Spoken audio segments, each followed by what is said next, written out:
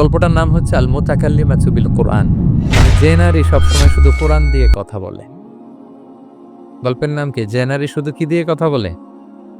কোরআন দিয়ে কথা বলে। হজ করে ফিরতেছেন, হঠাৎ দেখেন এক বৃদ্ধা মহিলা, বয়স্ক মহিলা চাদর গায়ে দিয়ে শুয়ে আছে। তো এটা অনেক বড় একটা কনভারসেশন, আমি কনভারসেশনটা আপনাদেরকে শোনাই। উনি কাছে গেলেন, যে সালাম দিলেন, আসসালামু আলাইকুম রাহমাতুল্লাহ।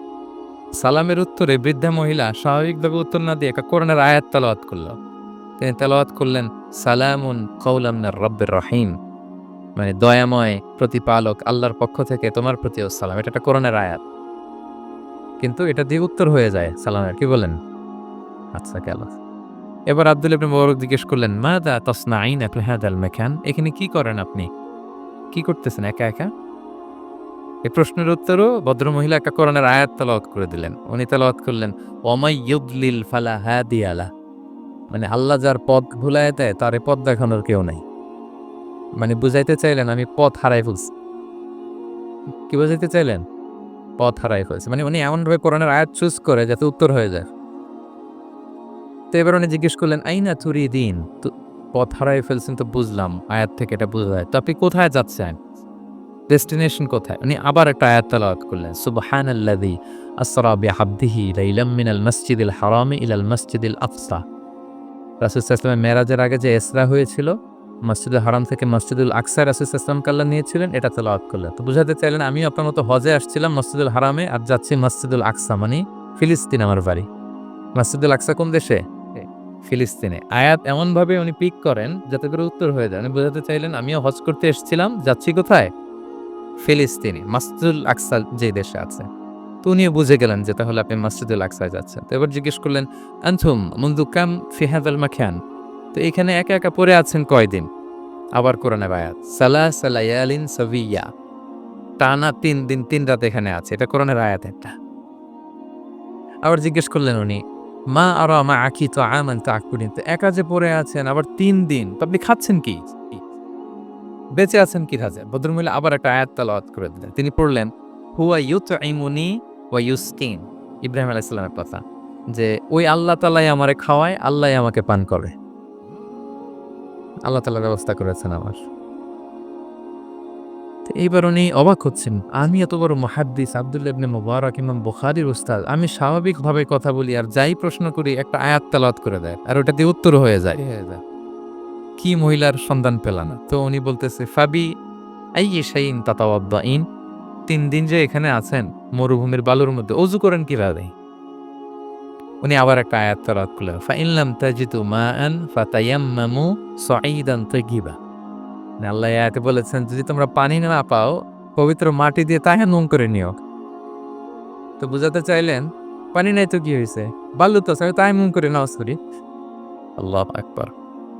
এবার উনি বললেন, ইন্না মাইয়া তাআমান আলা তাকুলিন, আমার ব্যাগে তো কিছু খাবার আছে, আপনি কিছু খাবেন? আবার কোরআনের আয়াত, সুম্মা আতিম্মুস সিয়ামা ইলাল লাইল, আল্লাহ এক আয়াতে বলেছেন তোমরা রোজা ফজর থেকে শুরু করে সন্ধ্যা পর্যন্ত পূর্ণ করো। তো বুঝালেন আমি রোজা রাখছি। কি বুঝালেন? রোজা রেখেছে। এবার উনি একটু মাসালা খাটাইতে চাইলেন, ভাবলেন যে বুড়ি তুমি আমার সাথে শুধু কোরআন দিয়ে উত্তর দিচ্ছ, দাঁড়াও তোমাকে আমি আটকাইতেছি। উনি মাসালা খাটাইলেন যে ফাকুলতু লাহা লাইসা হাদা শাহরু রমাদান, তো রোজা রাখছেন মানে এটা তো রমজান মাস না, হজ করে ফিরতেছি আমরা জিলহজ মাসের শেষের দিক, কিসের রোজা?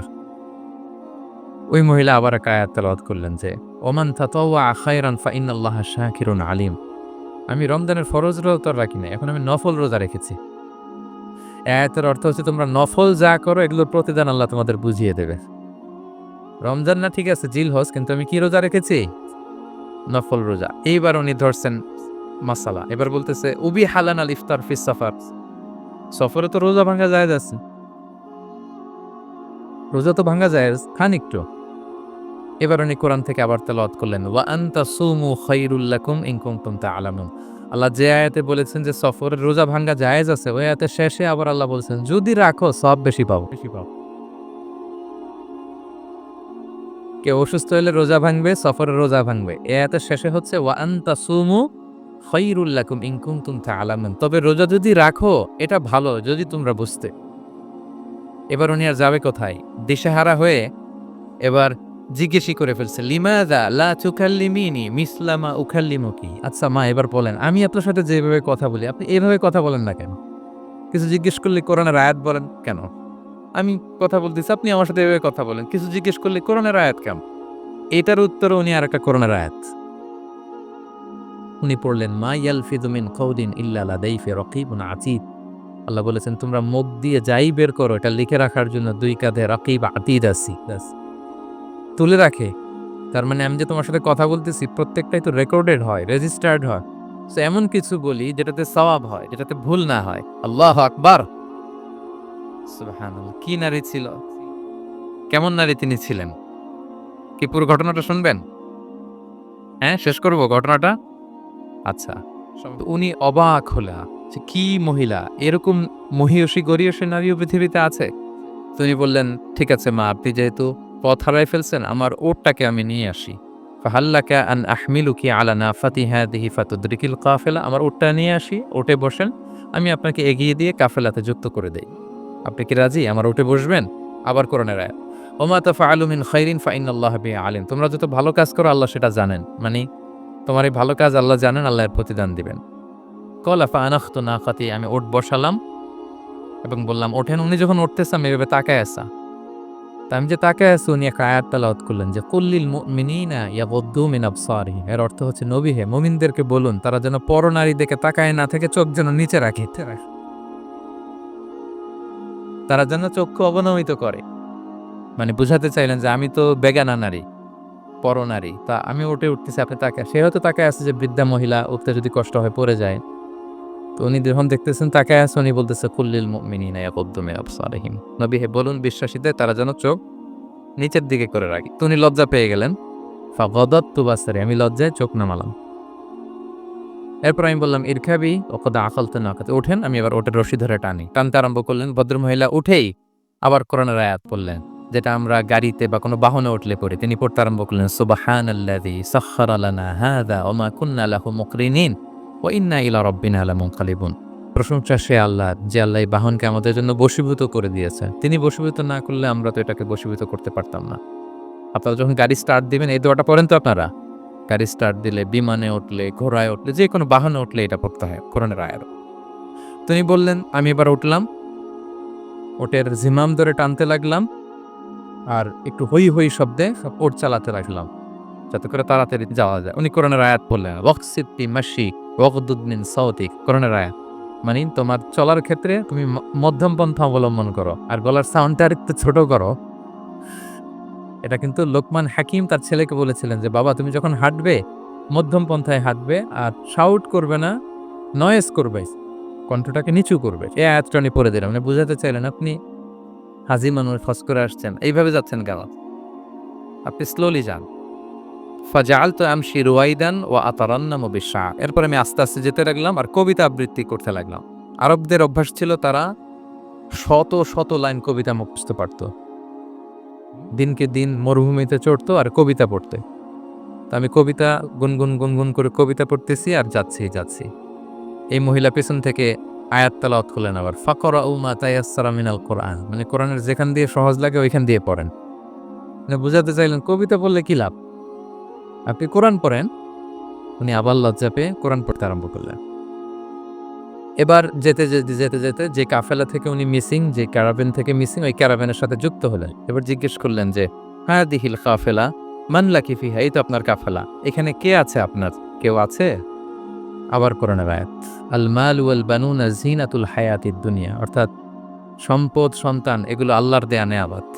এটা দিয়ে বুঝাতে চাইলেন, হ্যাঁ আমার কিছু সন্তানাদি আছে। উনি বুঝতে পারলেন, ফা আলিমতু আন্নাল্লাহা আওলাদান ফিহা, আমি বুঝলাম যে ওনার সন্তান সন্ততি এখানে আছে। এইবার একটা চান্স পেয়ে গেছে আব্দুল্লাহ ইবনে মুবারক। কি পেয়ে গেছে? উনি মনে মনে ভাবলেন, ওনার ছেলেদের নাম কি এটা জিজ্ঞেস করব, তাইলে তার উত্তর দিতে পারবে না। সুন্দর না প্রশ্নটা? এবার উনি বলতেছে, ফাকুলতু লাহা মা আসমাউ আওলাদিক, মা এবার একটু বলেন তো আপনার ছেলেগুলোর নাম কি? কি জিজ্ঞেস করলেন? এটা তো আর নান্টু বল্টু সল্টু তো আর কোরআনে পাওয়া যায় না।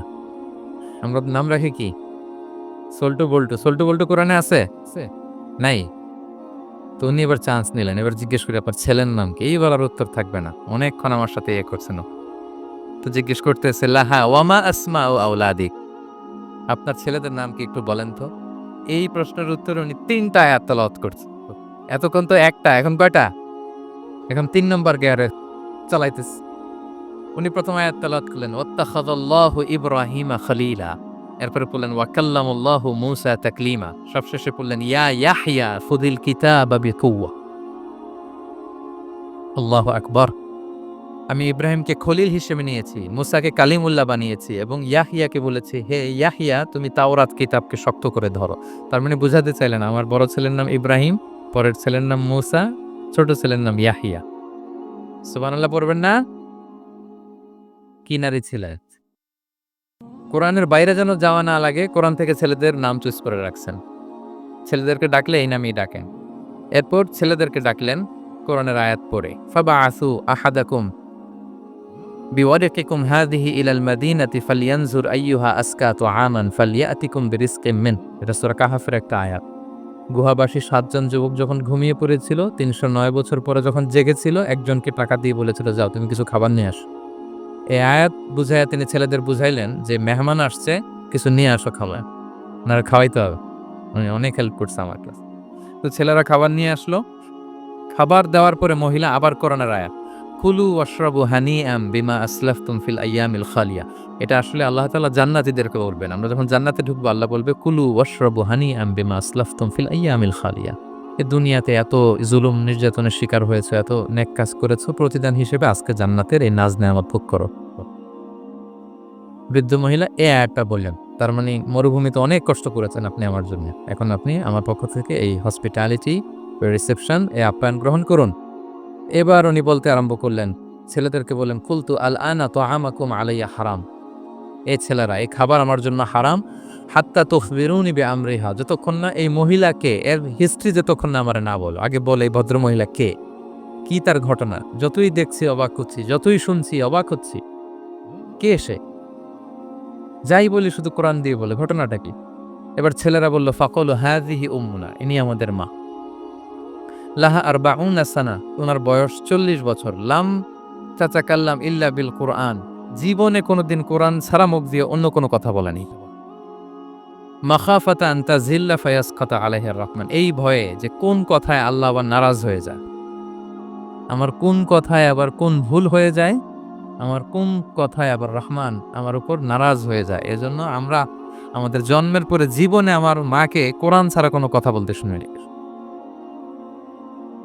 অবাক হলেন আব্দুল্লাহ ইবনে মুবারক, ইমাম বুখারীর উস্তাদ। উনি খাবার হাতে নিয়ে এবার বললেন যে উনি তো অনেক আয়াত বললো, এবার আমি একটা আয়াত বলি। খাবারটা নিয়ে উনি পড়তে আরম্ভ করলেন। ফাকুলতু, উনি বললেন, আমি বললাম যালিকা ফাদলুল্লাহি ইউতিহি মান ইয়াশা, এটা আল্লাহর বিশেষ অনুগ্রহ, ফজল, এটা আল্লাহ সবাইরে দেয়, যাকে চায় তাকে দেয়। সুবহানাল্লাহ পড়ে। এটা আল্লাহর বিশেষ অনুগ্রহ, তিনি সবাইকে দান করে না, যাকে চান তাকে দেন। তোমাদের মা অনেক মহিয়সী গরিয়সী একজন মাতা তোমরা পেয়েছ। এই হচ্ছে ঘটনাটা। আল মুতাকাল্লিমাতু বিল কোরআন, যে নারী তার জীবনের পুরো সময়টা শুধু কোরআন দিয়ে কনভারসেশন করেছেন, কথা বলেছেন। যেই প্রশ্নই তাকে করা হয় কোরআন থেকে বলতেন, কারণ আল্লাহ বলেছেন মা ফাররাতনা ফিল কিতাবি মিন শাই, এই কিতাবে আমি কোনো কিছু বাকি রাখি নাই।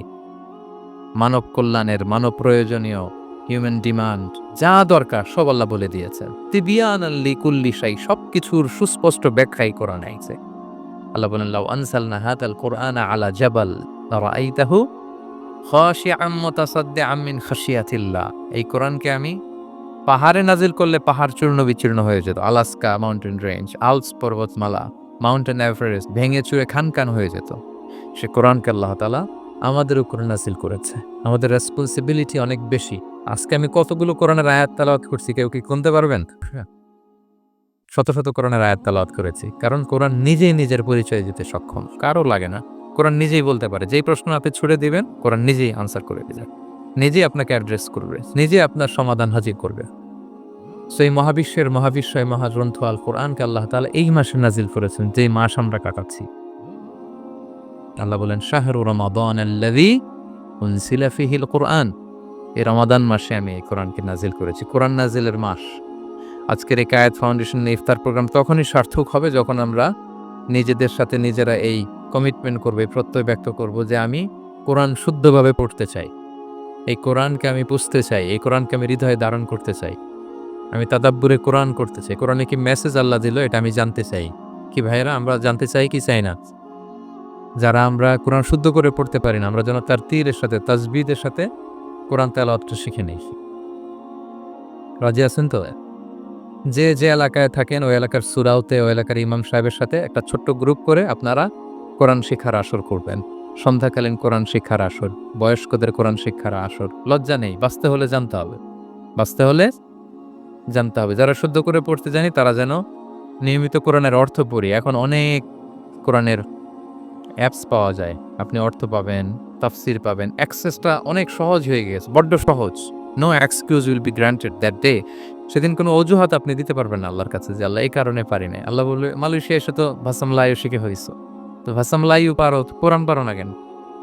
IELTS করে ইংরেজিতে পটু, ইংরেজি পারো তো আরবি পারো না কেন? সব পারো, এটা পারো না কেন?